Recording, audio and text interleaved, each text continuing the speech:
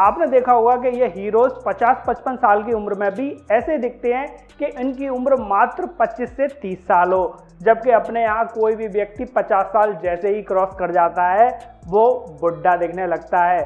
उसके बाल सफ़ेद हो जाते हैं, उसकी दाढ़ी मूंछ सफ़ेद हो जाती है, उसके झाइयाँ पड़ जाती हैं और भी बहुत सारे बुढ़े वाले सिम्टम उसके अंदर दिखने लगते हैं। लेकिन ये हीरोज़ के जवान दिखने के पीछे का कारण है हीरो के चेहरे पे होने वाला अंधाधुंध मेकअप में उनकी एज को छुपा दिया जाता है। कभी जब आपको टाइम मिले तो आप गूगल पर सर्च करना इन हीरोज़ की रियल इमेजेस को, तब आपको एहसास होगा कि वास्तव में उम्र तो इनकी भी छलक ही रही है। आपने व्रत में साबूदाना तो जरूर खाया होगा, लेकिन क्या आपको पता है कि ये साबूदाना कहाँ से आता है? तो दरअसल साबूदाना टेपियोका प्लांट की जड़ों से आता है और ये प्लांट भारत में उगना सन 1923 से ही हुआ है। उससे पहले ये प्लांट अफ्रीका में उगाया जाता था।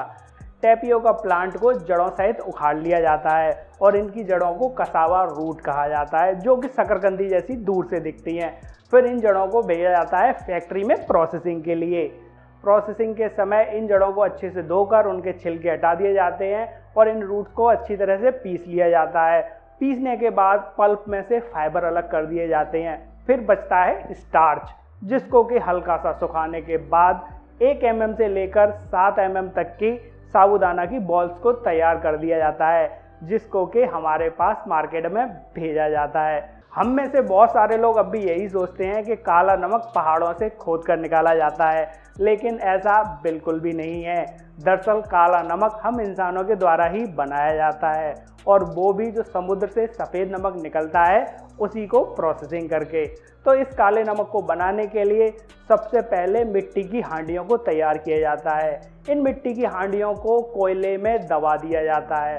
फिर इस दहकते हुए कोयले में जो हांडी दबी रहती है उसमें इस सफ़ेद नमक को डाला जाता है और फिर इस सफ़ेद नमक के साथ साथ आंवला का पाउडर, हरड़ के बीज, बहेड़ा और बबूल की छाल के पाउडर को भी मिक्स किया जाता है और इसी तरह से दहकते हुए कोयलों की आग पर इन हांडियों को 15 घंटे तक पकाया जाता है।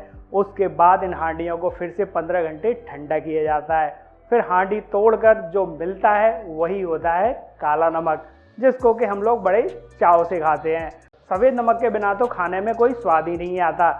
लेकिन क्या आपको पता है इस सफ़ेद नमक को बनाया कैसे जाता है? तो इसको बनाने के लिए फैक्ट्रीज़ को समुद्र के पास ही इस्टेब्लिश किया जाता है, क्योंकि ये सफ़ेद नमक समुद्र के पानी से ही तैयार किया जाता है। समुद्र के खारे पानी को सबसे पहले क्यारियाँ बनाकर उसमें स्टोर किया जाता है, जहाँ पर के पानी बाष्पीकरण के थ्रू उड़ जाता है और नमक की लेयर वहाँ पर रह जाती है, जिसको कि लेवर की मदद से इकट्ठा कर लिया जाता है। इसके बाद इस नमक को फैक्ट्री में भेजा जाता है प्रोसेसिंग के लिए, जहाँ पर इसे दोबारा से धोकर उसमें आयोडीन मिक्स करके फिर उसको सुखाकर उसको पीसकर उसकी पैकिंग तैयार कर दी जाती है, जो कि हमारे पास खाने के लिए आती है। तो गाइज, ऐसे ही अननोन फैक्ट्स को जानने के लिए टोटल फैक्ट नॉलेज को अभी सब्सक्राइब कीजिए। आपने व्रत में सेंधा नमक तो जरूर खाया होगा, जिसको कि हिमालयन पिंक सॉल्ट भी कहा जाता है या लाहौरी नमक भी कहा जाता है। लेकिन क्या आपको पता है कि ये नमक कहाँ से आता है? तो दरअसल इस नमक की माइनिंग की जाती है।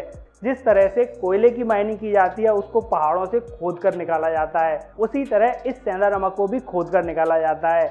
इसकी माइनिंग के लिए ज़्यादातर खदानें पाकिस्तान के झेलम प्रांत में हैं, जहाँ पर के लेबर इन नमक के पहाड़ों में बारूद लगाकर उसमें विस्फोट करती है, जिससे कि ये पहाड़ टूट जाते हैं और इन बड़ी बड़ी नमक की सिल्लियों को फिर फैक्ट्री भेजा जाता है, जहाँ पर के इन्हें तोड़कर इनके छोटे पीसेस करके इनको एक्सपोर्ट कर दिया जाता है।